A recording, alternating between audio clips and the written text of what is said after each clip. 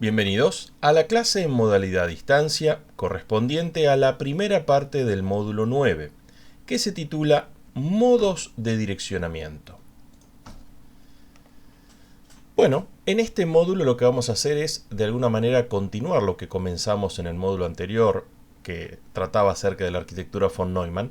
Específicamente vamos a continuar con esa tarea que hace la unidad de control al tomar la próxima instrucción que tiene que ejecutar y entender esa instrucción qué es lo que está haciendo. O sea, centralmente vamos a, por lo menos en esta primera parte, que va a ser más cortita que la segunda, analizar justamente cómo se codifican las instrucciones, lo que en la jerga se conoce como el formato de instrucción.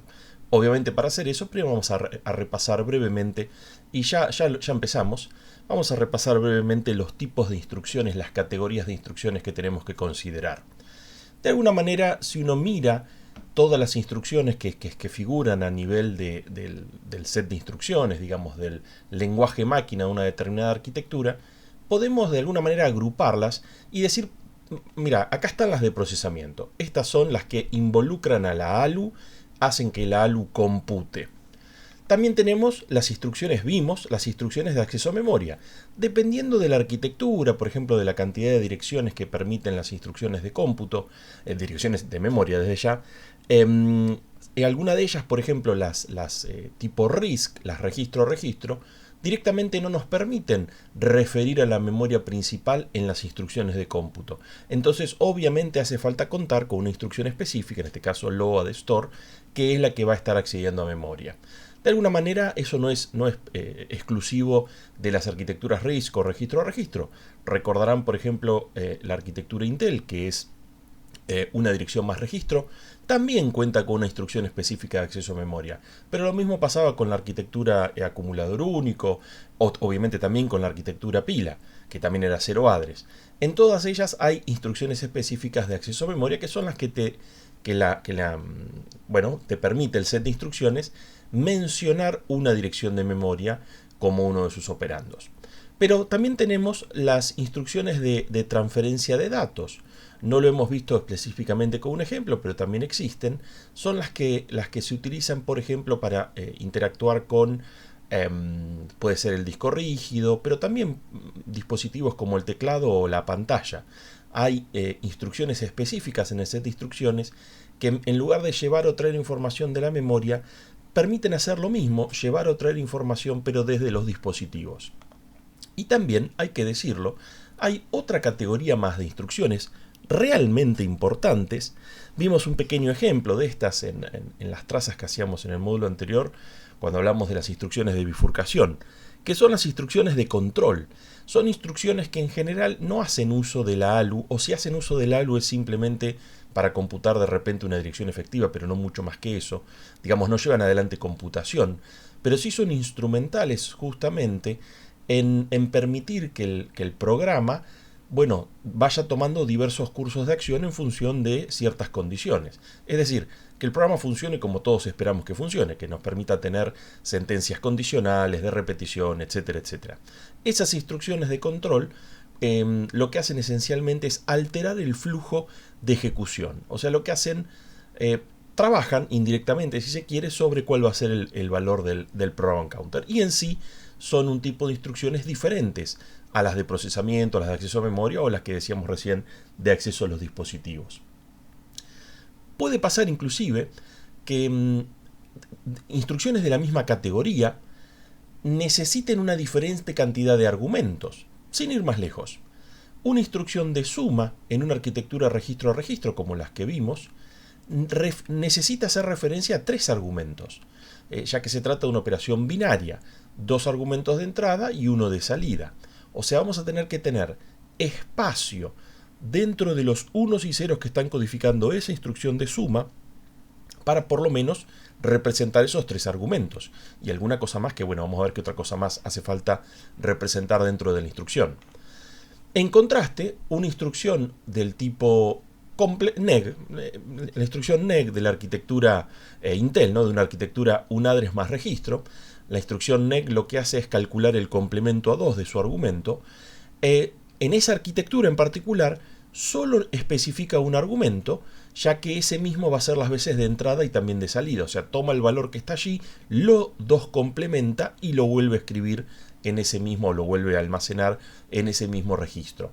O sea, ciertamente que el tipo de arquitectura también va a afectar a cómo vamos a tener que codificar las instrucciones, lo cual tiene sentido. De repente una arquitectura pila, cero address, es mucho más fácil porque directamente no codificamos argumentos, al menos en las instrucciones de cómputo, ¿no? En las de procesamiento. Y quizás en una arquitectura registro a registro es donde constantemente nos pasamos codificando argumentos, porque la mayoría de las instrucciones de cómputo son binarias, por ende van a terminar teniendo 3 argumentos. Ok, todas estas variantes tienen que ser contempladas y de alguna manera la forma en la que codificamos las instrucciones tienen que contemplar o permitir esas diferentes alternativas. Bueno, recién decía, ¿qué otra cosa habrá dentro de una instrucción aparte de los argumentos? Bueno, no mucho más.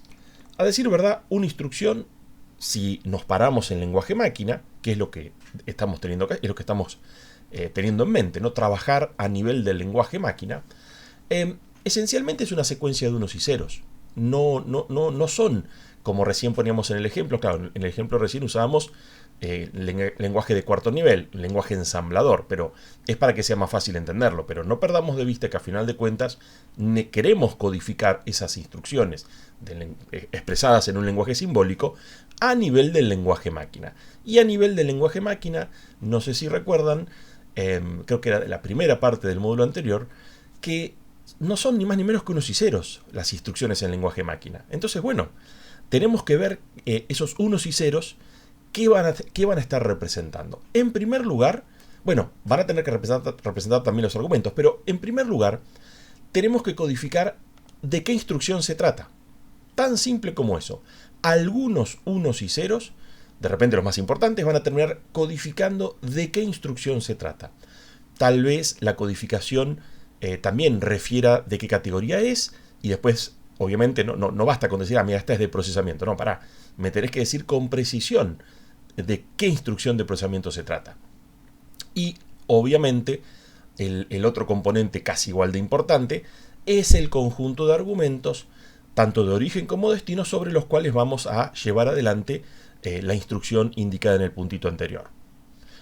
La verdad que es tan simple y tan complejo como solamente eso. Bien, había alguna arquitectura, se los había contado al pasar, pero bueno, no lo vamos a ver en detalle, que tenía una otra referencia más, digamos, además de la instrucción y los argumentos, refería cuál es la próxima instrucción. Eso solo se daba en las arquitecturas de 4 direcciones, pero como les decía, ese tipo de arquitectura hoy en día no está en desuso, entonces simplemente lo mencionamos al pasar, como también lo mencionamos al pasar también al presentar la taxonomía en función de la cantidad de direcciones que permitían las instrucciones de cómputo. Bueno, entonces repasemos esto mismo.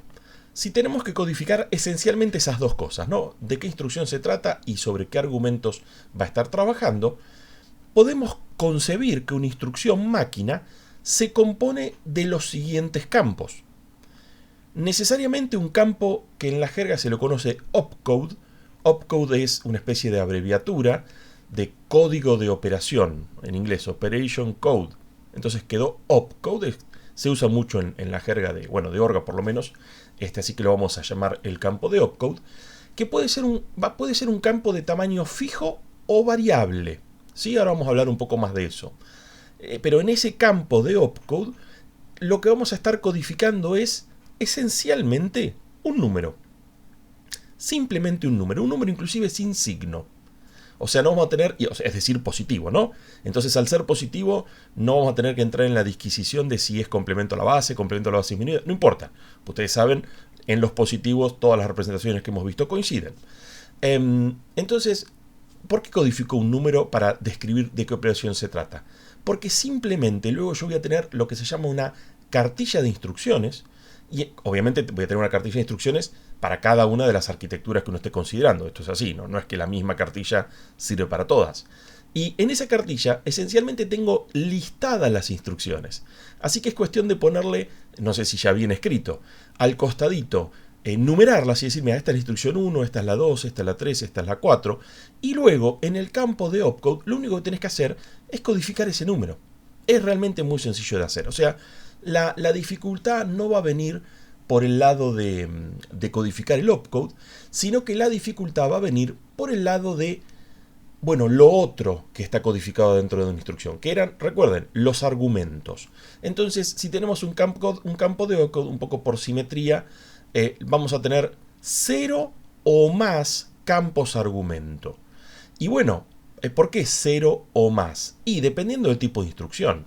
Típicamente una instrucción, algunas instrucciones de control, por ejemplo, no necesitan argumentos. Mientras que instrucciones, por ejemplo, de procesamiento, sí necesitan y típicamente muchos argumentos, más de un campo argumento. Bueno, esto, ¿cómo hago yo para saber cuántos campos argumentos debe tener un determinado valor del campo de opcode?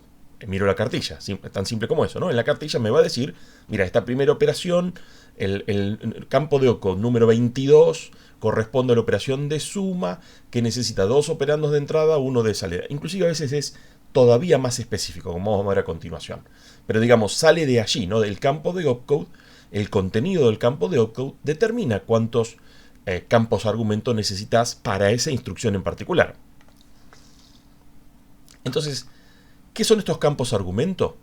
Cada campo argumento va a describir de qué manera y en qué lugar se van a encontrar los argumentos sobre los cuales se debe llevar adelante la operación descripta por el campo de opcode. Que en definitiva todo esto que estamos diciendo es lo que la instrucción dice que hay que hacer. Y con respecto a los campos argumento, ahí aparece el título del módulo. Porque los modos de direccionamiento, de lo cual vamos a hablar largo y tendido en la segunda parte de este módulo, me va a estar indicando de qué manera se tiene que interpretar el contenido del campo argumento. Porque no pierdan de vista, recién dijimos, una instrucción es una secuencia de unos y ceros. Ok. Campo de opcode es una secuencia de unos y ceros. Sí, lo dijiste, ningún problema. Secuencia de unos y ceros que codifica un entero positivo. Ningún problema. ¿Y los campos argumentos qué? Porque no siempre van a estar codificando números.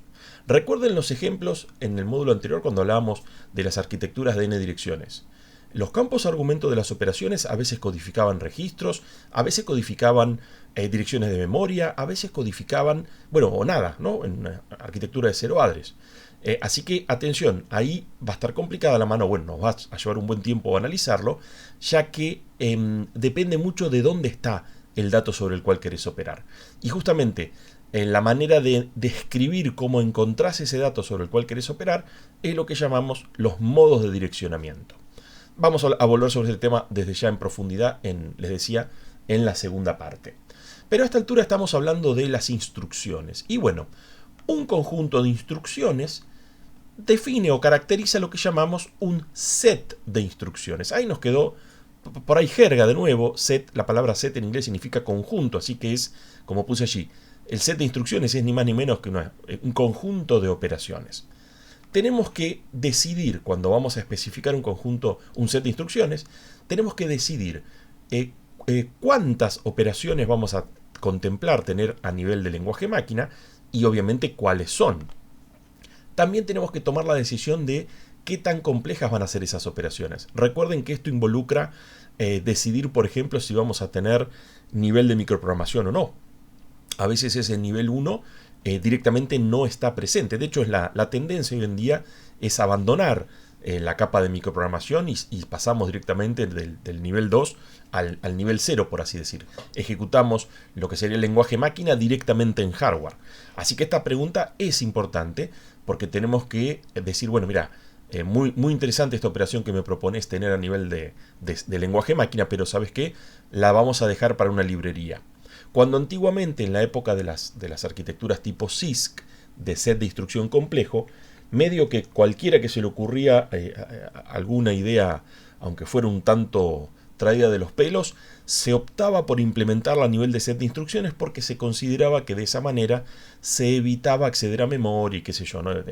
Algo resuelto a nivel de una librería está resuelto a nivel de software y el software arquitectura von Neumann reside en la memoria. Entonces, en esa época parecía una buena idea hacer set de instrucciones bien complicados y como les conté varias veces, esa tendencia se ha abandonado y ahora la forma de resolver las cosas es tener set de instrucciones simplificados. Entonces, esta es una pregunta, la verdad, muy importante. Obviamente, una vez que tenés fijado el set de instrucciones, o bueno, el conjunto de operaciones, parte de la definición del set de instrucciones es especificar qué tipos de datos van a ser nativos. Otra cosa que tenemos que hacer es también fijar, caracterizar la codificación de las instrucciones. Cuando digo la codificación de las instrucciones, estamos de alguna manera armando la cartilla de instrucciones y decir, mira, si te encontrás en el campo de opcode con un 22, hoy decíamos era la suma, pero si era un 35 es producto. Digamos, eso esencialmente es la codificación y desde ya también hay que decidir qué tamaño, qué longitud va a tener la instrucción. Sobre esto vamos a hablar ahora mismo. Es muy importante porque hay dos alternativas. Una alternativa es que la longitud de la instrucción sea de un tamaño fijo. La otra alternativa es que, desde ya, que no sea fijo, que es lo que llamamos que sea variable. Cada una de esas alternativas tienen ventajas y desventajas. Ahora lo vamos a ver en detalle. Y claro, uno querría lo mejor de los dos mundos. Y vamos a ver si eso, comillas, comillas, lo mejor de los dos mundos se puede lograr o no. Perdón, no dije nada con respecto a los tipos de datos que vamos a tener nativos. Obviamente que si un lenguaje de programación a un tipo de dato me lo da nativo, bueno, fenómeno. Y si no me lo da como nativo, ningún problema. Lo simulo por software. O sea, acá usamos a full la ley de equivalencia entre hardware y software. Y va un poco de la mano conectado también con la discusión de qué tan complejas van a ser el set de instrucciones. Porque si uno contempla mayor cantidad de tipos de datos nativos, explota digamos, la cantidad de hardware que le tenés que abocar a cada instrucción, ¿no? Porque tenés que implementar la suma en punto fijo, la suma en punto flotante, la suma para binario, la suma en decimal. Es como que el mismo hardware se termina, bueno, reproduciendo. Terminas teniendo un montón de CPU ocupado con hardware para solamente una operación. Entonces va también de la mano de tener un CPU más simple o menos simple. Otro punto que me quedaba pendiente con respecto a la codificación es especificar la cantidad exacta de campos argumento que vas a tener en cada instrucción. Desde ya esto va conectado con lo anterior, ya que vimos que hay instrucciones, por ejemplo, que necesitan muchos campos argumento y otras que usan muy pocos. Entonces, eso te va a complicar. Quizás una longitud de instrucción de tamaño variable se lleva muy bien con el hecho de que algunos opcodes necesitan más campos argumentos que otros. Y por ahí no se lleva también con un largo de instrucción fijo. Pero bueno, van a ver que es un tema no menor. Ya que estamos, una vez que tenemos fijada la cantidad de campos argumento que va a necesitar una determinada instrucción, vamos a tener que especificar la cantidad de bits que van a tener esos campos argumento. Y uno se prepara, ¿cómo? ¿Vas a estar restringiendo desde el set de instrucciones la cantidad de bits del campo argumento? Sí, claro, porque de alguna manera el tamaño de los campos argumento termina determinando el tamaño de la instrucción. Entonces, si uno tomó la decisión de usar un set de instrucción de tamaño fijo, y bueno, los campos argumentos ciertamente van a estar restringidos en la cantidad de unos y ceros que pueden contener. Eso se conecta con el tema que les comentaba recién de los modos de direccionamiento, que es lo que, bueno, directamente lo que vamos a tener que hacer es algunos modos de direccionamiento tenerlos por hardware y otros no. Otros serán simulados por software. ¿Por qué? Bueno, porque de repente no tenía espacio en el campo argumento para codificar, bueno, lo que el modo de direccionamiento indique que tengo que codificar. Bien, cuando uno está diseñando un set de instrucciones, de alguna manera tenemos como la aspiración de satisfacer un conjunto de características. Desde ya, esto vendría a ser un set de instrucciones ideal. Lo que pasa es que después, en la práctica, no siempre lo alcanzamos. ¿Qué podríamos querer contar en nuestro set de instrucciones? Por ejemplo, queremos que ese set de instrucciones sea completo. Es decir, que cualquier cosa que yo quiera hacer, lo pueda hacer con ese set de instrucciones. Va de la mano, por ejemplo, de que si armamos un set de instrucciones que no es, no sé, Turing completo, ya está mal horno. Si no es equivalente a una máquina de Turing, o sea, que la máquina de Turing va a hacer cosas que después la computadora no podemos programar que las haga, estamos en problemas, ¿no? Nos va a quedar una máquina que es muy linda, pero ciertos problemas no los puede resolver. Eso no lo queremos. También queremos que ese set de instrucciones tenga todo lo que uno espera que tenga. Que te deje sumar, que te deje restar. Sí, en ese sentido también va la completitud. Hay un concepto de completitud formal y también un concepto de completitud un poco más del día a día, de lo que un programador espera que un set de instrucciones te permite hacer. Si me deja o no me deja calcular el arco tangente, y bueno, no es tan terrible. Ahora, si me deja o no me deja sumar en punto fijo, y caramba, estamos complicados, ¿no? Sobre todo si no me deja sumar en punto fijo a nivel de lenguaje máquina. Bueno, otra cosa que, de nuevo, quizás parezca ingenua como el primer punto, es que podamos hacer uso de la totalidad de la memoria que tenga a disposición la computadora. Increíblemente, esto no siempre es así. Por ejemplo, si uno tiene una arquitectura de 32 bits, esos bueno, en esa época eran de 32 bits del tamaño palabra procesador y de 32 bits de direccionamiento. Y si uno a esas computadoras le pone, por ejemplo, más de 4 GB, justamente 2 elevado a la 32 es 4 GB, lo que te va a pasar es que podés tener, no sé, 8, 12, 16 GB, pero cada programa va a poder usar en el mejor de los casos 4 GB. O sea, ahí tenemos una restricción fuerte. Entonces, en esa misma idea, han habido computadoras en las cuales, bueno, ciertas instrucciones no te dejaban direccionar a la totalidad del espacio disponible. Y solamente podía usar menos un subconjunto de esa memoria que estaba a disposición. Bueno, en general, cuanto más memoria uno pueda tener, mejor. Ahora vamos a hablar al respecto. Entonces, restringir artificialmente la cantidad de memoria que puedes utilizar en un cierto programa, la verdad que no parece buena idea. Después que te restrinja la cantidad de memoria porque tu programa corre a la par de otros 20 programas más, bueno, eso es entendible. Ahora, que te lo restrinjan porque el set de instrucciones no te deja usar la memoria, y eso no es complicado. Eso sería, si estamos listando las características deseables de un set de instrucciones, ciertamente que preferimos hacer uso de la totalidad de la memoria disponible. Bueno, este es un punto del cual después lo vamos a definir un poquitito más en preciso, en particular, que es pedir que el set de instrucciones sea ortogonal respecto a los modos de direccionamiento que nos brinde la arquitectura. No vamos a pedir que todos los modos de direccionamiento que a alguien alguna vez se le ocurrió estén a disposición del programador. No.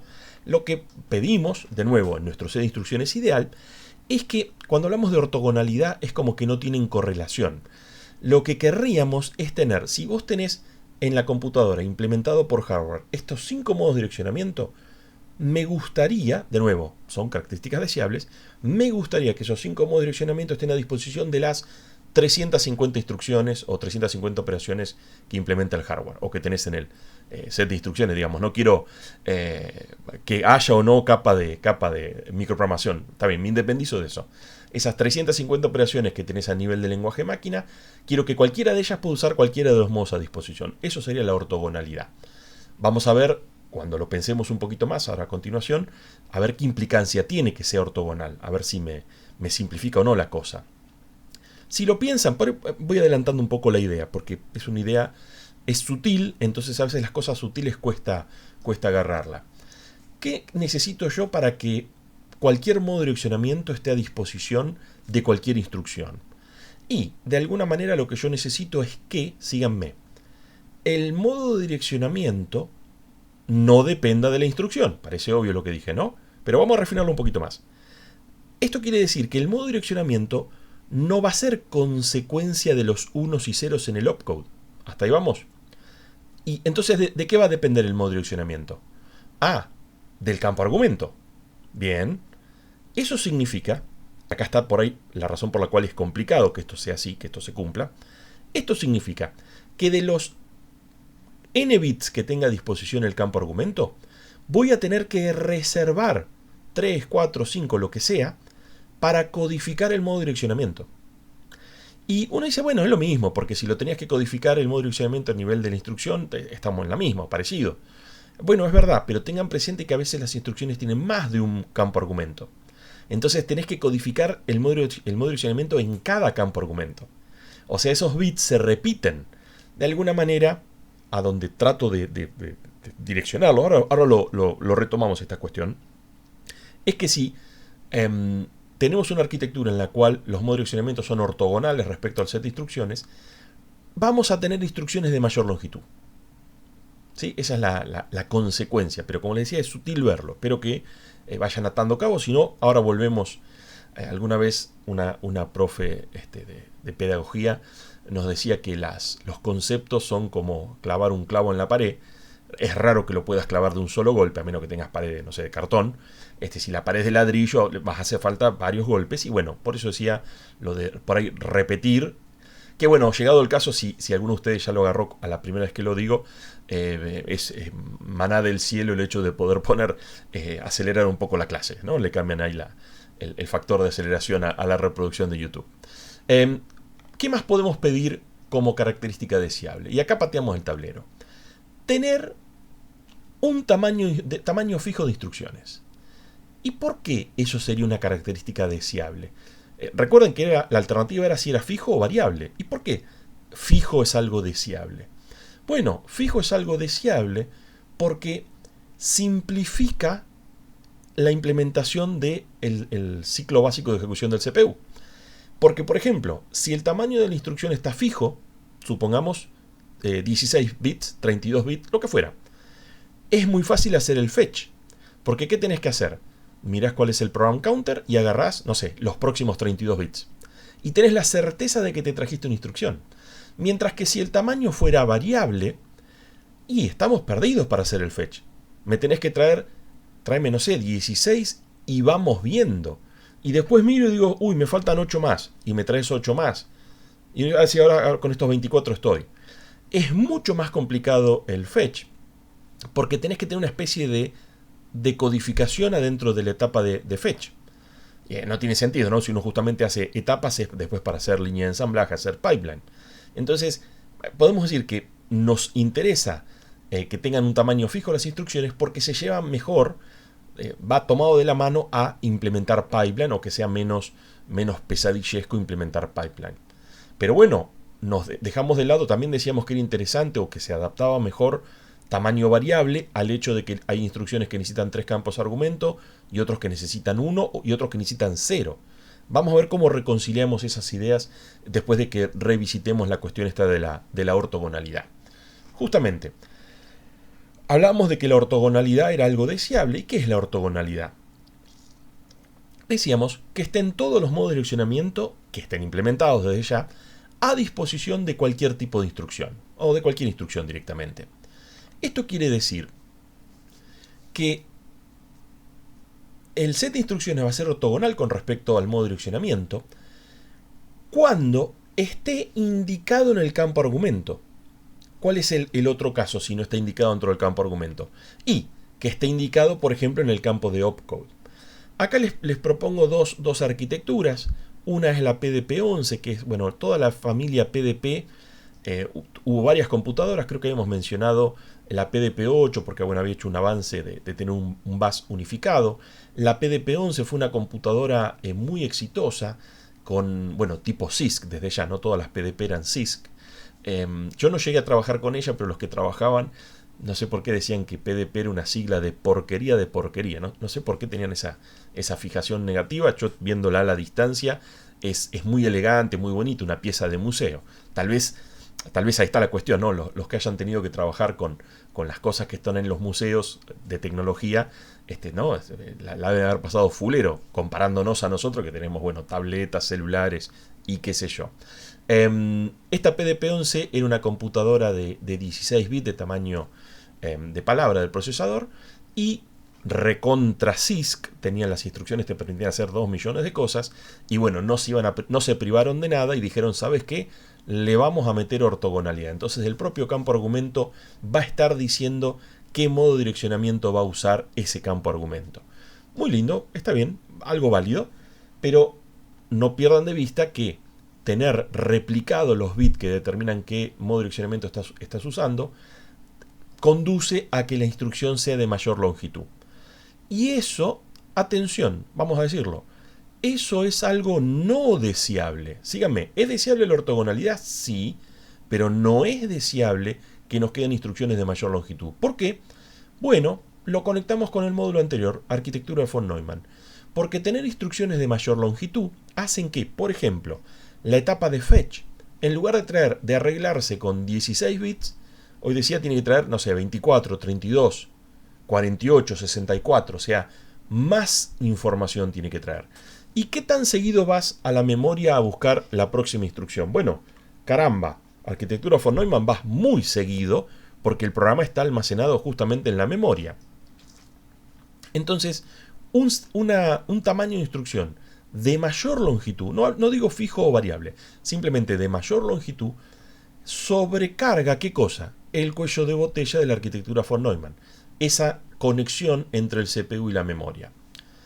Bueno, alternativamente, y claro, ahí ponemos PDP-11, que es como el bastión de las arquitecturas CISC, junto con su hermana la VAX, que es parecida a la PDP, pero en lugar de 16, 32 bits de tamaño de palabra de procesador. La contrastamos, que la VAX también era CISC, obviamente, la contrastamos con la arquitectura, bueno, OCE-UNS, que es una arquitectura de juguete que vamos a estar presentando en la segunda parte de este módulo. Justamente es una arquitectura RISC con un set de instrucciones muy simplificado donde, bueno, vamos a, entiendo yo, a apreciar las ventajas y las desventajas de las arquitecturas RISC y, bueno, un poco amigarnos, ¿no?, con la arquitectura RM y, bueno, y todas las que están hoy pululando por allí en los bolsillos de los pantalones, en los celulares, en las tabletas, en los televisores, en las heladeras, en los lavarropas, en donde se te ocurra. Bueno, la OCE-UNS en particular tiene tamaño fijo de instrucciones y en particular también lo que tiene es que el modo de direccionamiento queda definido a partir del opcode. Vos no mirás el campo argumento, mirás el opcode. El opcode ya te dice de qué tipo, cuál es el modo de direccionamiento en ese campo argumento. Bueno, un poco para pasar en palabras lo que les contaba recién, la ortogonalidad no hay duda. ¿Por qué la pusimos como un objetivo? Porque le da mayor libertad a los programadores. Sobre todo los programadores, casi te diría de base, ¿no? Los que hacen, por ejemplo, compiladores. Porque no tienen que andar preocupándose de si este modo de direccionamiento está a disposición de esta instrucción. Lo escribí a la miércoles. En mi experiencia con esta cuestión de la ortogonalidad, yo he trabajado siempre en computadoras que no eran ortogonales y la verdad que nunca me molesté en andar acordándome si este modo o aquel modo estaba a disposición de esta instrucción o aquella otra. Realmente lo que hacía, empecé a disfrutar estas computadoras que tenemos hoy en día, en las cuales es muy veloz compilar, y escribía mi programa en lenguaje ensamblador y lo tiraba a compilar. Y si compilaba era que justo ese modo estaba, y si me decía este modo no está a disposición, bueno, era porque el modo no estaba a disposición. Tan simple como eso. Pero confieso que era una hinchada, vos lo hacías y si fallaba tenías que volver al editor. Tal vez, pensado esto en el contexto, en la época en la que no teníamos entornos de desarrollo tan avanzados como los que hay hoy en día, tal vez en ese contexto sí, si uno pensaba una computadora que se programara con tarjetas perforadas o algo por el estilo, ahí la verdad que sí, la ortogonalidad era mucho más deseable. Pero la línea de ensamblaje, el pipeline, hoy en día es como un tren a toda velocidad. No te pongas adelante, ¿no? Si la ortogonalidad va en contra de poder hacer un uso interesante del pipeline. Bueno, correte, pues esto no va a funcionar. Perdón, en el caso de la ortogonalidad lo que nos afectaba era el cuello de botella de von Neumann. Otro, no sé si un tren a toda máquina, pero también sería un camión, ¿no?, a toda velocidad. Tampoco te pongas adelante. Y claro, lo que decíamos recién, no es gratis. La ortogonalidad es muy interesante, pero no es gratis. Extiende la longitud promedio de las instrucciones. ¿Por qué? Lo conversábamos recién. A mayor, y claro, si me extiende el tamaño de una instrucción, si todas las instrucciones son un poquito más largas, el tamaño promedio de las instrucciones también va a ser un poquito más grande. Por ende, vamos a necesitar ampliar esa conexión CPU-memoria, porque la vamos a estar saturando un montón. Vamos a necesitar mayor, y eso tiene un costo económico, o sea, realmente no es, y a veces hasta es complicado lograrlo. Y bueno, esto es para conectarlo con lo que hablábamos cuando hablamos de von Neumann. Tengamos presente que la tecnología de los procesadores se mueve más rápido que el desempeño de la memoria principal. A decir verdad, von Neumann ayuda a los dos, la ley de Moore ayuda a los dos. los procesadores tienen más transistores y por ende hacen más cosas por unidad de tiempo. Y la memoria también tiene más transistores y por ende tenemos lo que antes era un sueño, tener, no sé, 1 giga, hoy en día tenés decenas de gigas de RAM en una PC. Pero tener más memoria no la hace más rápida. Es muy costoso que sea más rápida. Tenemos que hacer organizaciones doble canal, cuádruple canal, ese tipo de cosas. O acercarlas físicamente, ¿no? Para que no esté tan lejos, entonces podamos ir más rápido. Por eso, como dice allí, el gap de desempeño entre CPU y memoria se mantiene. O se sigue agrandando inclusive, bueno, depende. Entonces, no sería buena idea incrementar el tamaño promedio de las instrucciones, producto de haber elegido contar con ortogonalidad. ¿Es deseable tener ortogonalidad? Sí. En una computadora contemporánea vamos a tener ortogonalidad y lo veo bastante complicado. Y llegamos al punto central de la cuestión, que es esto del tamaño fijo o tamaño variable de las instrucciones. Son dos alternativas más que obvias, ¿no? O sea, o está fijo o no está fijo. Si no está fijo, bueno, es variable. Ok. Lo que llamamos fijo y variable sería: fijo es todas las instrucciones tienen el mismo tamaño. Vayan pensando qué implica. Ahora lo vamos a analizar en detalle qué implica que sea de tamaño fijo y qué implica que sea de tamaño variable. Tengan presente que no todas las instrucciones necesitan la misma cantidad de campos argumento. Entonces, si el tamaño es fijo, guarda que lo que podría pasar es que me queden huecos. De repente una instrucción de cómputo, de procesamiento, va a estar totalmente llena la instrucción. Pero una operación por ejemplo, de control, una instrucción de control, que puede no necesitar campos argumento, o necesita poquitos campos argumento, puede que le queden huecos dentro de ese tamaño fijo de instrucción que no está siendo utilizado. Lo cual haría que los programas sean más voluminosos de lo que tendrían que ser, porque bueno, tiene huecos que no están siendo usados. Obviamente la otra alternativa es no hacer eso. La otra alternativa es que cada instrucción tenga el menor tamaño posible. Fíjense que ahí empezamos a ver una ventaja de un tamaño de instrucción variable, ya que de esa manera nunca hay desperdicio. ¿Vos cuánto necesitas? 2 campos de argumento, tomá. Y vos, no, yo necesito ninguno. Listo, tomá. Entonces cada uno va a tener exactamente el menor tamaño posible y por ende el tamaño promedio va a ser más pequeño. Ok, pero ahora me estoy adelantando a las ventajas y desventajas, de lo cual vamos a hablar a continuación. Empecemos por tamaño fijo y vamos a listar cosas positivas de que tenga un tamaño fijo y cosas negativas. Típicamente lo que van a notar es que después se da vuelta, ¿no? Lo que acá digamos que es bueno de tamaño fijo, no vamos a poder decir que es bueno de tamaño variable. De hecho va a ser malo de tamaño variable y viceversa. Pero bueno, si no se entiende en el aire, veámoslo en concreto. ¿Qué ventaja tiene tamaño fijo? Lo que adelantábamos, la etapa de fetch y de decodificación se simplifica muchísimo. Por la de fetch lo habíamos conversado. ¿Por qué también se simplifica la de decodificación? Bueno, porque si el tamaño es fijo, vos, por ejemplo, ya sabés en qué lugar puede venir el opcode y en qué lugar pueden venir los campos argumento. Entonces podés tener ya, como antes de saber de qué instrucción se trata, ya sabés que este es el opcode, este es el campo argumento 1, este es el campo argumento 2, acá estaría el campo argumento 3. Es como que adelantás trabajo. En cambio, si fuera de tamaño variable, podés tener la desventaja, digo, para mencionar por qué es una ventaja que sea de tamaño fijo. Si fuera de tamaño variable, por ahí agarraste 16 bits, lo empezás a decodificar y decís, ¿sabes qué? Me tenés que traer 8 bits más. Entonces la etapa de decodificación se queda duro ahí esperando a que venga los 8 bits que te faltaban desde la memoria principal, a priori. Después hay, bueno, jerarquía de memoria caché y qué sé yo, algunas formas de evitar ese costo, pero de todas formas es una complicación si tu tamaño es variable y terminás de saber de qué tamaño va a tener la instrucción una vez que la empezaste a decodificar. Pero para empezar a decodificarla ya la tenés que tener, como no, un huevo o la gallina se presenta allí. Ok, eso con respecto a la ventaja. Sin duda es una ventaja muy interesante, porque es una ventaja que redunda en mejor desempeño.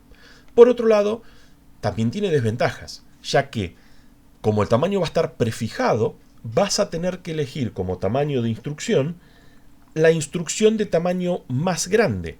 típicamente una instrucción de procesamiento que tenga, como decíamos, 3 campos argumentos, esa por ahí va a ser la que tenga mayor tamaño. También puede ser alguna que involucre direcciones de memoria, ahora que las direcciones de memoria necesitan una gran cantidad de unos y ceros para expresarlas, sobre todo si es una dirección de memoria completa.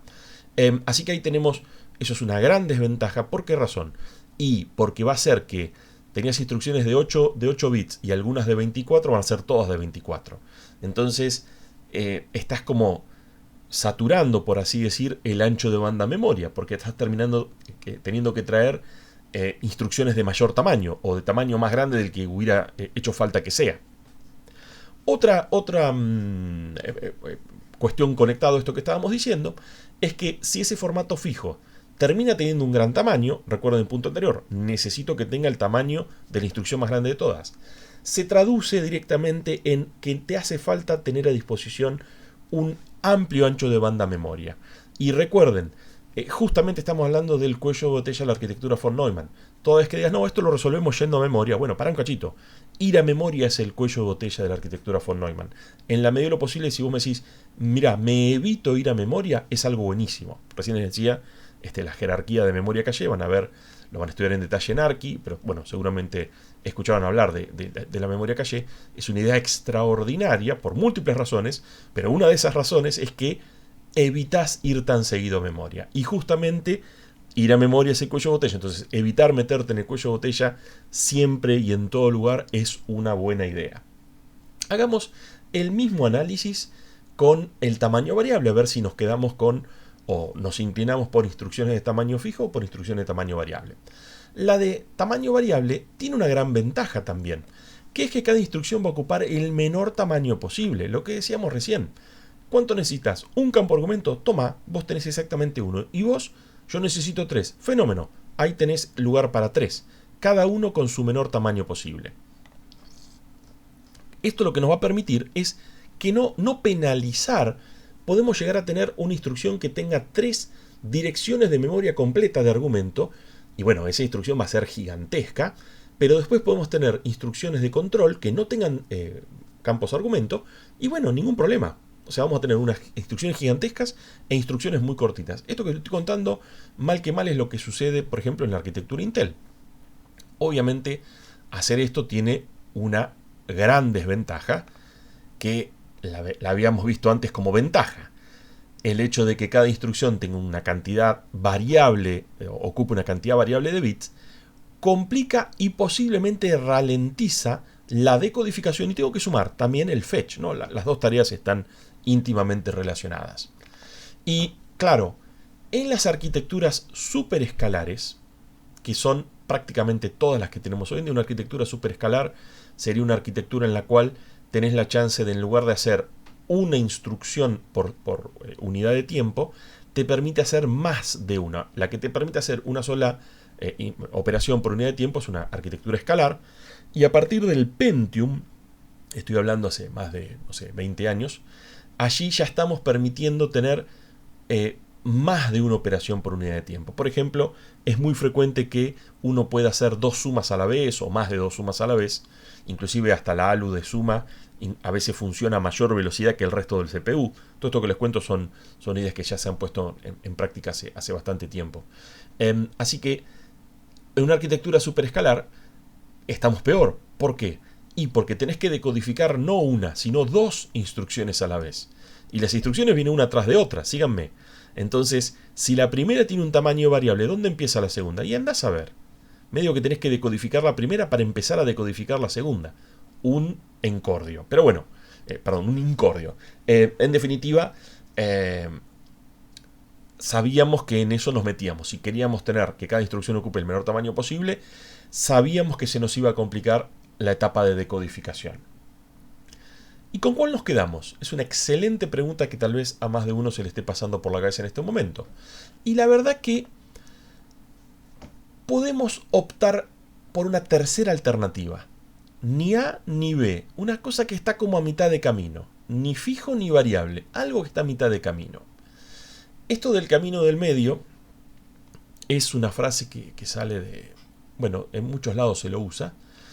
Ahora está, ¿no?, el Corea del Centro, antes se decía Lancha, Avenida del Medio. En realidad, y más atrás era la historia de Siddhartha Gautama, el Buda, ¿no?, el Buda, el de la religión, que el tipo vivía en la suma opulencia, era un príncipe, hijo de un rey, obviamente. Entonces vivía, nunca le había dolido ni un dedo, nada. Siempre entre almohadones, con seda, bien comido. Y de ahí un día se escapa porque, bueno, quería, bueno, lean de Buda si quieren ver por qué se escapa de ahí, porque uno dice, ¿a qué te vas? Quédate en el palacio.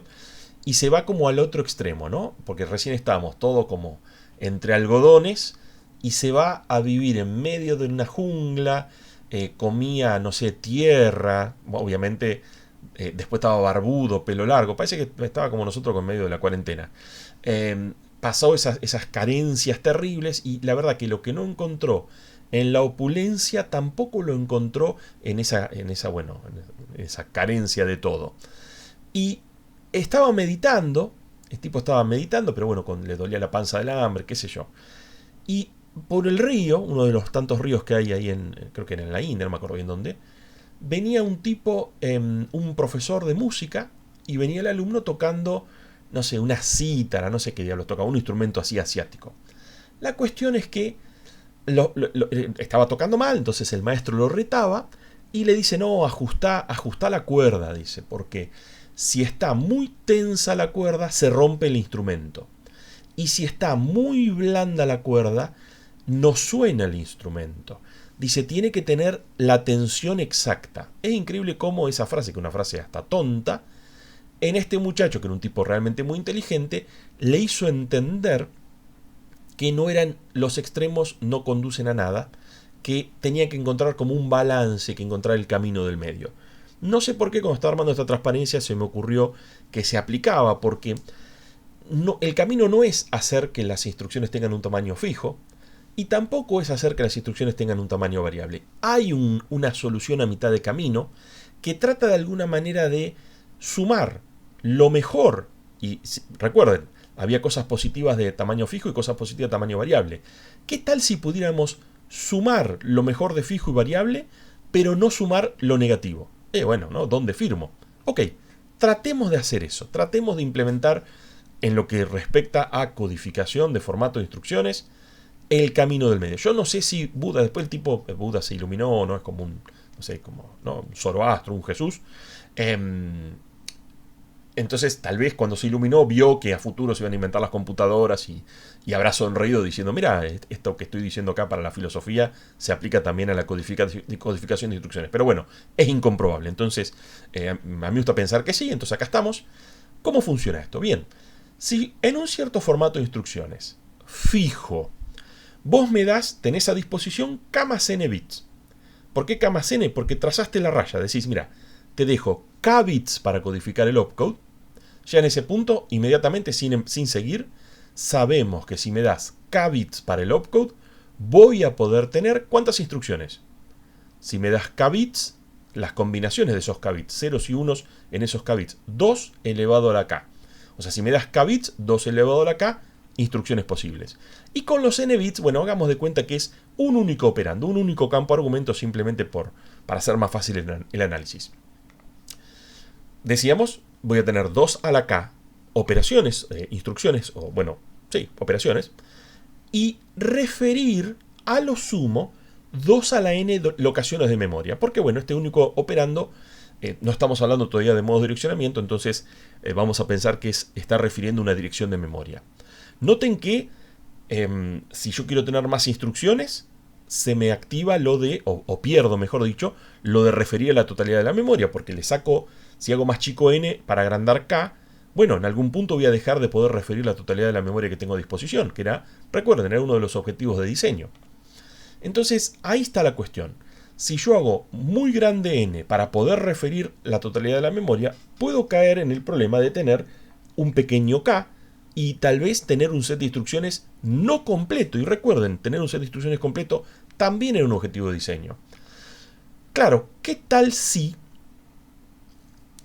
me dejaran elegir un K y un N en función del tipo de instrucción? Epa, interesante. Si yo pudiera decir, Mira, esta instrucción son poquitas pero requieren muchos campos argumento. Y después tengo estas otras que son muchas pero no requieren campo argumento. Lo interesante sería ir eligiendo un K y N específico para cada tipo de instrucción. ¿Se podrá? Veamos. Supongamos que tenemos un formato fijo. Ahora tenemos un formato fijo de 16 bits. O sea, cada instrucción se va a codificar con 16 bits. Y yo debo usar esos 16 bits para codificar 15 instrucciones de 3 operandos de 4 bits. ¿Se entiende lo que dice allí? Serían 15 instrucciones diferentes, donde cada una de ellas tiene que tener 3 campos argumento y cada uno de esos campos argumento tiene que tener 4 bits. Después, en el mismo ejercicio, poder codificar 14 instrucciones de 2 operandos de 4 bits, 31 instrucciones de 1 operando de 4 bits y además 16 instrucciones que no necesiten operandos. Si lo pensamos un poco, ¿cuántas instrucciones distintas tengo yo que codificar? Ahí tengo 14 con 15 es 29 y 31 me da 60 y 16 me da 76. Si yo tengo que codificar 76 instrucciones, ¿qué tamaño tiene que tener el campo de opcode? Bueno, es fácil, ¿no? Logaritmo en base 2 de 76. No tengo la calculadora a mano, pero bueno, de 64 ya me da 6, así que será 6, algo. Realmente 7, ¿no? Porque tenemos que tener el techo de. O sea, yo necesito 7 bits para codificar el opcode. Me va a permitir codificar 128 operaciones, de las cuales voy a estar utilizando, bueno, nada más 76. Pero, bueno, no voy a tener problema en codificar las 16 instrucciones sin operandos. No voy a tener problema en codificar las 31 instrucciones que tienen un operando de 4 bits. ¿Por qué? Y porque tengo 16 bits. Así que si tengo 7 para el opcode más 4, 11. ¿Me siguen o los perdí? Voy muy rápido. No debería tener problemas. A ver. No tengo problema. Fíjense, 14 instrucciones que tengan 2 operandos de 4 bits son 2 campos de 4, son 8. 8 más los 7 bits del opcode me da 15. Hasta ahí vamos bien. Pero, y fíjense que por algo empecé de abajo para arriba. Cuando llegamos al primer apartado, 15 instrucciones de 3 operandos de 4 bits. 3 operandos de 4 bits son 12 bits. Y la instrucción tiene 16. Entonces, si gasto 12 en los opcode, me quedan 4 bits. Yo necesito 7. Con 4 no me alcanza. O con 4, aparentemente no me alcanza. Porque la verdad que hay algo que podemos hacer. Recuerden la idea de recién. ¿Qué tal si para cada una de estas 4 categorías hacemos que K y N cambien? Para la primera categoría vamos a trabajar con un K igual a 4 y un N igual a 12. Síganme, para la segunda categoría, K igual a 8, N igual a 8. Para la tercera categoría, K igual a 12, N igual a 4. Y para la última categoría, K igual a 16, N igual a 0. Pero si estamos cambiando, ¿cómo hacemos para saber cuántos de los 16 bits de la instrucción forman parte del opcode y cuántos de los 16 bits de la instrucción forman parte de los campos argumento? Bueno, hay una forma de hacerlo. Lo que decíamos hoy, aparentemente quedan 4 bits, si miramos la primera categoría, ¿no? 4 bits van a codificar 16 instrucciones, pero tenemos que codificar 76. Aparentemente no hay camino del medio, pero la respuesta es sí.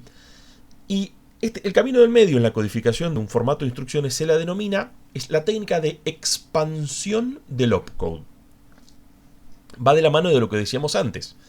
Cada tipo de instrucción va a tener una cantidad diferente de bits en el opcode. O sea, el opcode va a ser, síganme, la instrucción es fija, pero el opcode va a ser de tamaño variable. ¿Sí?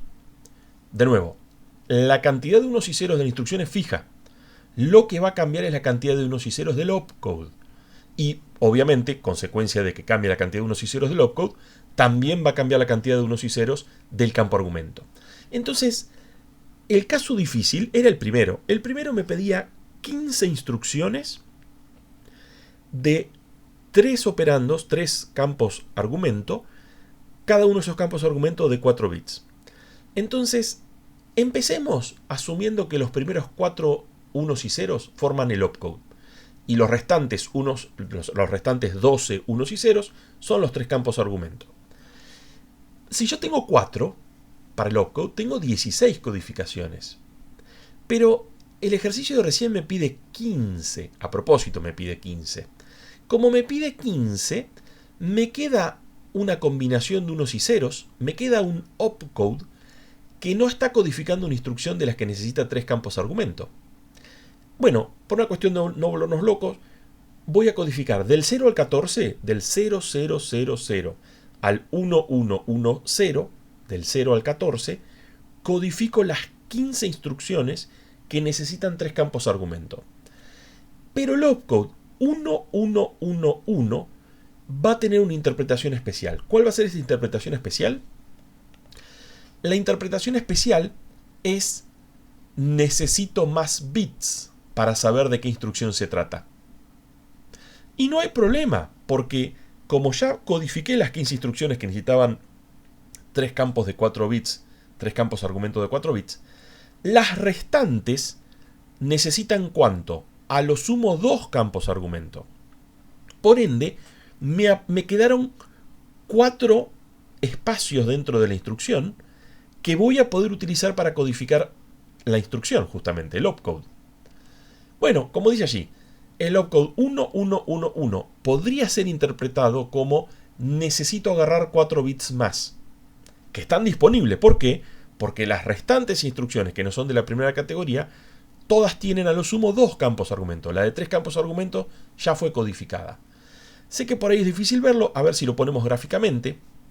La idea va a ser esta.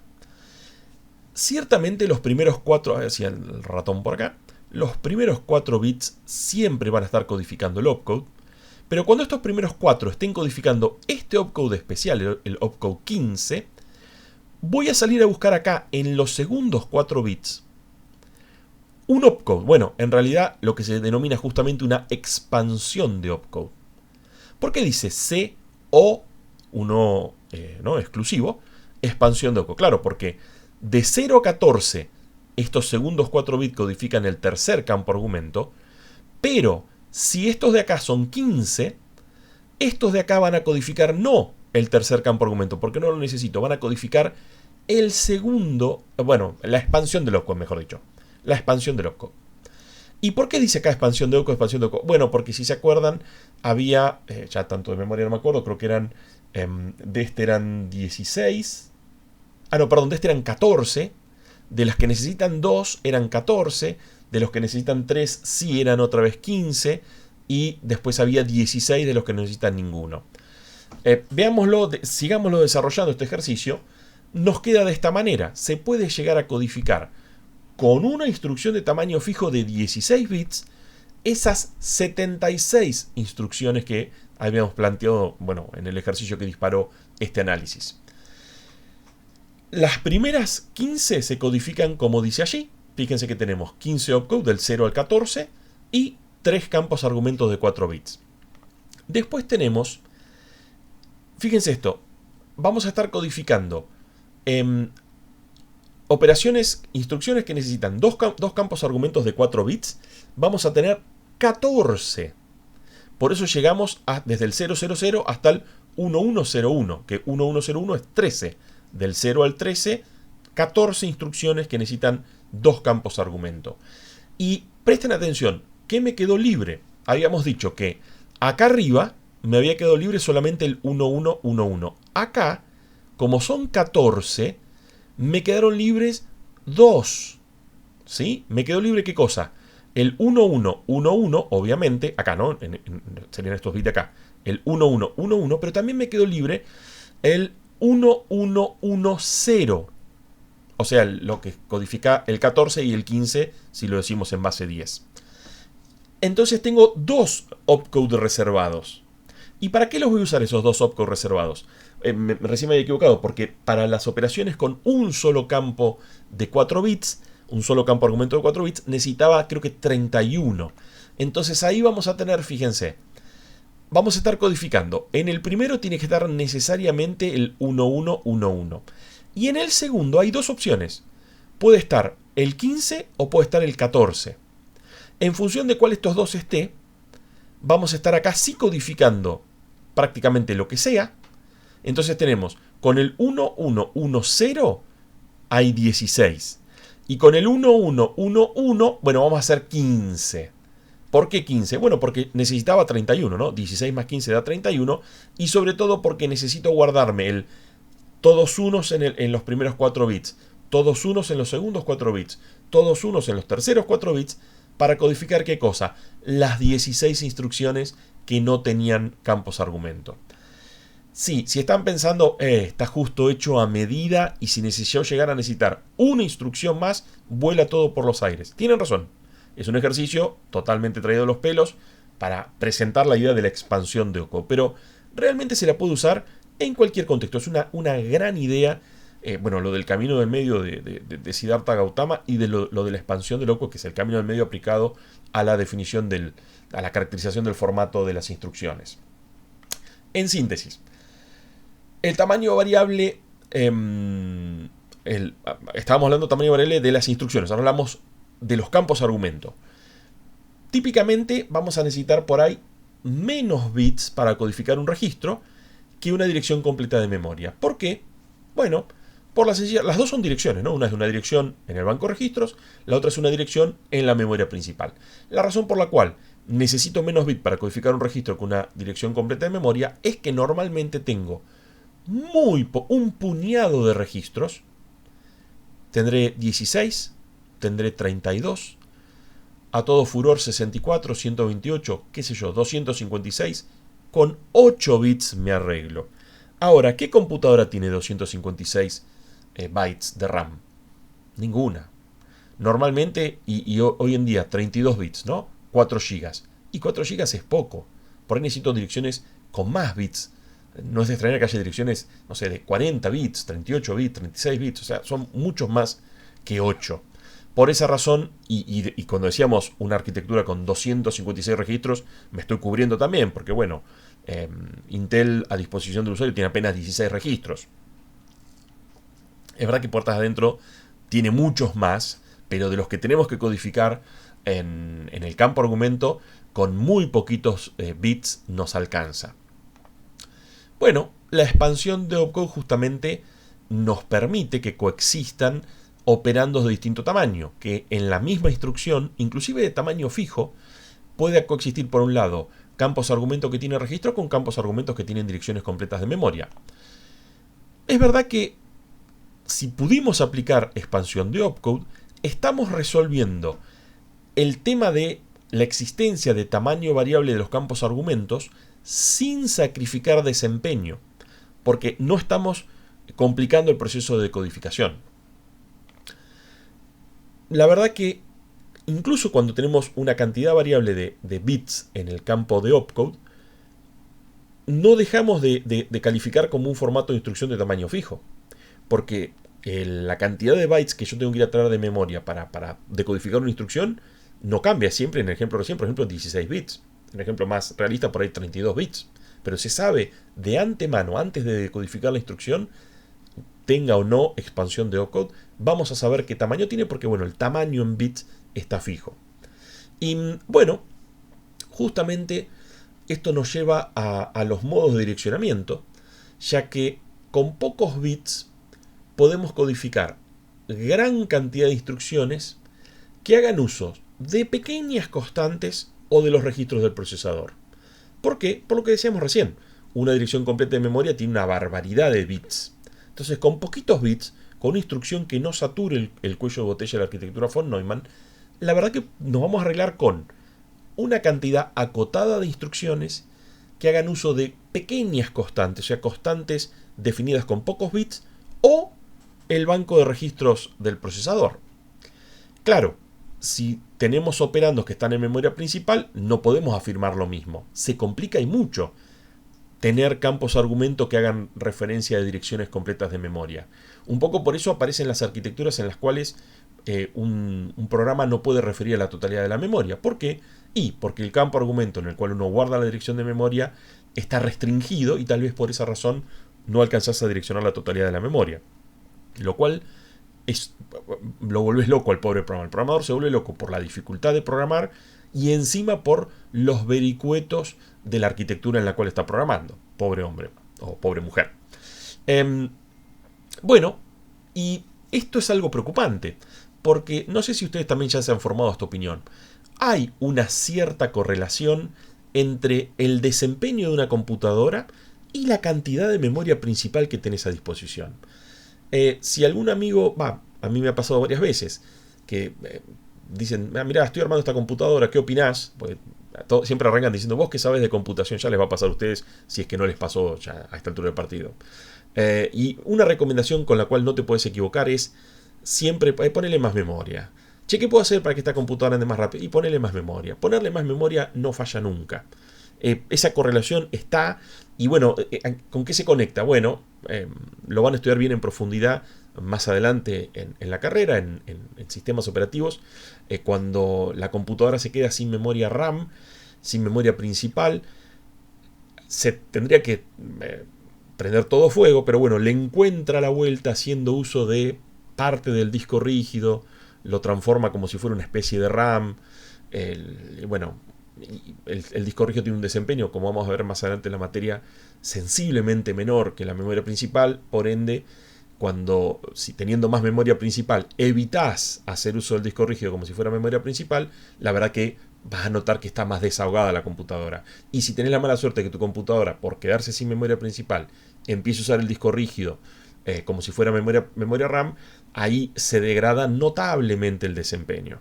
Así que la verdad que es más allá que dices existe una cierta correlación, para mí es como la ley de Moore, ¿no? Es una ley que no está demostrada, pero casi que es como una ley. Y hablando de esto, en Internet se le suele atribuir a Bill Gates, al que en su momento era el presidente el CEO de Microsoft. En algún momento, hace mucho tiempo atrás, había un mega, en esa época había un mega de RAM. Me siguen lo que estoy diciendo, un mega de RAM. Y Bill Gates hacía el sistema operativo de esa computadora, un sistema operativo, no era el Windows, porque obviamente Windows ni de casualidad te entra en un mega. Hacía un sistema operativo llamado DOS y se quedó del mega, se apropió de 384 kilobytes y le dejó a los usuarios 640. Y algunos de sus ingenieros, recuerden que Bill Gates nunca empezó a estudiar y después abandonó, nunca se recibió, no tiene estudios de computación. Es notable que a veces la gente lo entrevista como si fuera un experto en computación. El tipo manejaba una empresa que hacía software, sí, claro, y tenía una gran visión de negocio, desde ya. Pero la verdad, pensar que Bill Gates es una persona que la tiene muy clara en computación, y no sé qué decirles. Muy famoso, sí, claro. Tiene una tonelada de plata, en su momento fue el tipo más rico del planeta, sí, desde ya. Pero bueno, frases del estilo 640 le alcanza a cualquiera, como se atribuye que él dijo en su momento, es una frase que te hace reír. La verdad que es una pifiada. Y otra frase muy graciosa de Bill Gates es cuando le preguntaban por qué Windows 95 no soportaba Internet. Él con sus ingenieros, ¿no? Él no es tonto, él, obviamente, por algo llegó a ser el tipo más rico del planeta. Tiene en la empresa muchos graduados, de hecho algunos graduados de nuestra universidad, nuestro departamento, trabajan en Microsoft, inclusive cuando estaba Bill Gates. Y el tipo, esos ingenieros, no sé si los de nuestra universidad o de dónde, le decían, che, ¿por qué Windows 95 no funciona con Internet? La respuesta de Bill Gates al día de hoy me hiela la sangre. Le dijo, Internet es una moda. En la idea, ¿no?, de que hoy está y mañana pasa de largo. Esa frase fue del año 95, ¿no? Cuando salió el famoso Windows 95. ¿Qué pasó? Bueno, obviamente no fue moda Internet, ¿no? Llegó desde ya para quedarse. Y por ahí lo que terminó siendo moda era el propio DOS, el propio Windows 95, que ya han desaparecido. Es gracioso o tragicómico, ¿no?, cuando lo consultan a Bill Gates. Ahora le estaban preguntando del coronavirus y qué sé yo. En fin, volvamos a lo nuestro. Es verdad que él jura y perjura que nunca dijo esa frase. Hay un montón de gente que se la escuchó decir, pero bueno, no es una frase, no vamos a ningún lado. Lo que tal vez sí quiero destacar es el hecho de que nos sigue resultando simpática, ¿no? Que pensar que 640 kilobytes alcanzaban, hoy en día no alcanzan ni para nada, ¿no? Obviamente esta transparencia pesa mucho más que 640 kilobytes, ni digamos el video que estoy grabando. Y los muchachos que armaron la PDP-11, la verdad que la vieron bien. Esos ingenieros, esos eran ingenieros, eran, bueno, creo que ingenieros electrónicos, dijeron, el peor error que se puede cometer al armar una arquitectura es no tener la suficiente cantidad de bits de direccionamiento. Porque los bits de direccionamiento son los que te dejan usar la RAM. O sea, están conectadas las dos frases, ¿no? De alguna manera, poca memoria no es una buena idea y cuanto más memoria tengas a disposición, mejor. Y eso me lleva a el concepto de espacio de direccionamiento. ¿Qué es el espacio de direccionamiento? Es el universo de locaciones que vos podés referir, por ejemplo, con una dirección de n bits, con un campo argumento de n bits. Obviamente, si tenés n bits en el campo argumento y todas las combinaciones de unos y ceros son válidos, estás refiriendo a un espacio de 2 a la n locaciones. Veamos algunos ejemplos históricos. Por ejemplo, la Commodore 64, esa computadora hogareña, que bueno, acá fue bastante famosa. De hecho, después la empresa Dream hacía una Commodore, la Dream Commodore, o sea, hacía una computadora argentina, era una cosa de locos. Era la misma que se usaba afuera, pero le cambiaban la carcasa de afuera. Era bueno, y les doy dos parámetros. Tamaño de palabra del procesador, un poco para que nos ubiquemos qué poder tenía esa computadora, y vemos también los bits de direccionamiento. Esa tenía 8 en los registros del procesador, pero tenía 16 bits de direccionamiento. Por ende, 2 elevado a la 16 es 64 kilobytes. De allí su nombre, ¿no? Después la PDP-11, por ejemplo, la frase de los ingenieros que comentábamos recién, que era esa muestra de ser una computadora CISC por excelencia, la computadora CISC por antonomasia, no sé si es la PDP-11 o la VAX. La PDP-11 tenía 16 bits y habían hecho algo que era muy cómodo para los programadores. Una dirección de memoria, tenía 16 bits, entraba en los registros del procesador, entonces era muy fácil programarla. Y esos 16 bits, al igual que la Commodore, te dejaba manejar 64 kilobytes. Después viene la VAX, que duplicó el tamaño de palabra, o sea, duplicó el tamaño del ALU, y teniendo presente lo útil que era tener que poder guardar una dirección de memoria en un procesador, en un registro del procesador, le dieron 32 bits de direccionamiento, pero en la época que salió la VAX, estamos hablando, serían los 70, 80, 4 GB era un tamaño que te hacía explotar la cabeza. Tengan presente que en esa época, por ejemplo, Intel sacó el 8086, que lograba 20, agarraba 2 de 16 y los amalgamaba entre dos registros de 16, armaba uno de 20 de una manera muy confusa y generaba un espacio de direccionamiento de 1 mega, casi iba a decir no 1 giga, no, 1 mega. Noten, la VAX y la Intel 8086 son más o menos, coexistieron en el tiempo. Una tiene 4096 megas, la otra tiene 1. Era raro ver una VAX que tuviera los 4 gigas, pero bueno, los podía manejar.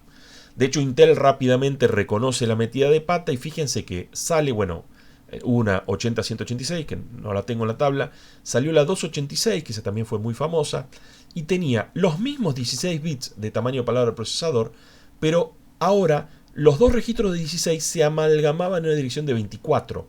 Noten que apenas le agregó 4 bits más a los bits de direccionamiento, pero pasamos de 1 mega a 16.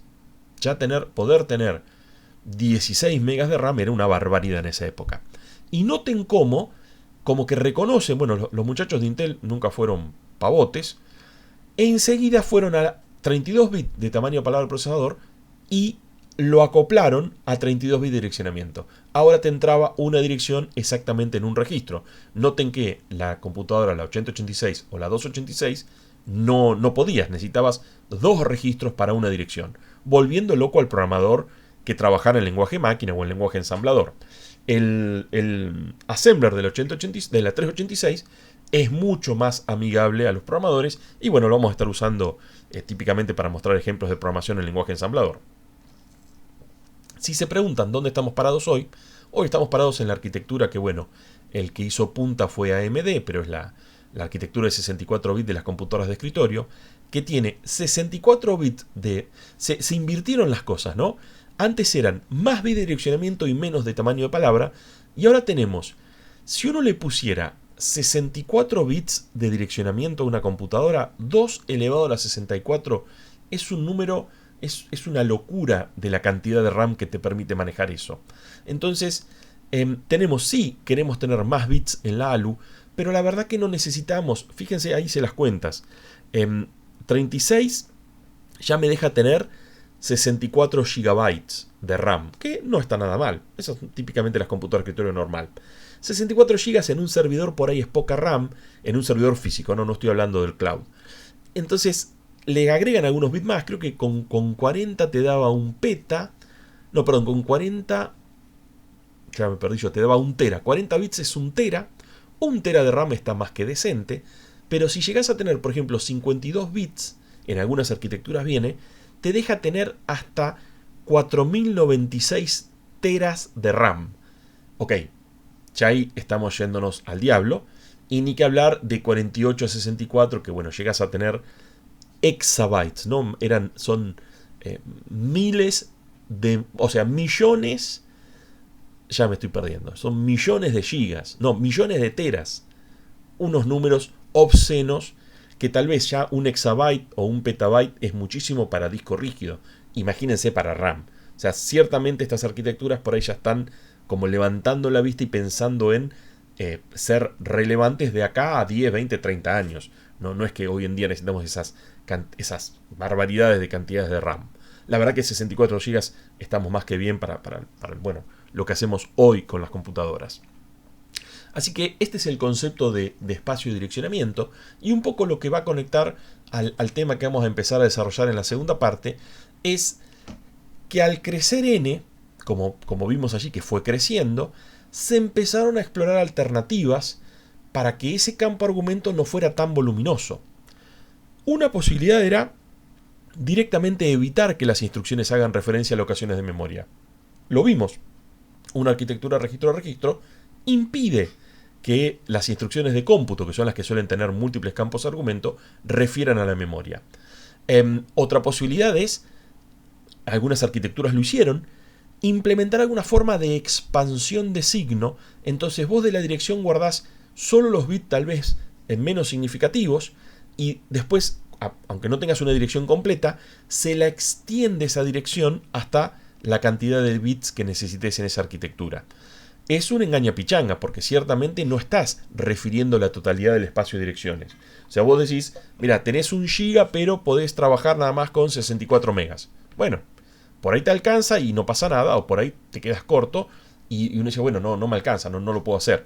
Y cuando necesitas superar o escapar de las limitaciones físicas de la arquitectura, siempre se puede hacer, ¿no? Porque al final de cuentas son todas, ¿no? son equivalentes a la capacidad de cómputo de una máquina de Turing.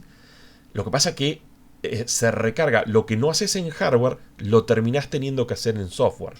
Entonces te volvés chango, estás preocupado de resolver el problema y además hacer por software todo lo que el hardware no te deja hacer.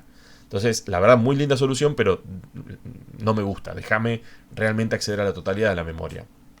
Y bueno, otra posibilidad es que se estén refiriendo implícitamente a algún registro auxiliar. Eso lo hizo en su momento Intel. Vos trabajabas sobre una dirección y se tomaba implícitamente otro registro. Hay unos registros que se llaman registro de segmento, registro de datos, etc. Y ese registro, sus 16 bits se sumaban a los 16 bits de la dirección que vos dabas, e increíblemente no daba una dirección de 32. Daba una dirección de 20, daba una dirección de 24. Bueno, también muy confuso para el programador, pero de repente no tan limitante como lo de decir, mira, tenés en esa época, tenés todo este mega, pero podés referir 16 bits, trabaja con 64K, pero tengo un mega entero. Ah, no, trabaja con 64K. Es como que no te deja sacarle el jugo a la totalidad de la memoria que tenés disponible. Una picardía.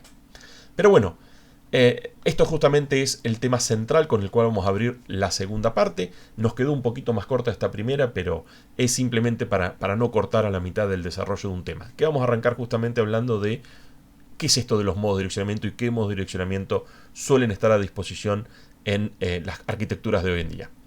Dejamos acá nomás.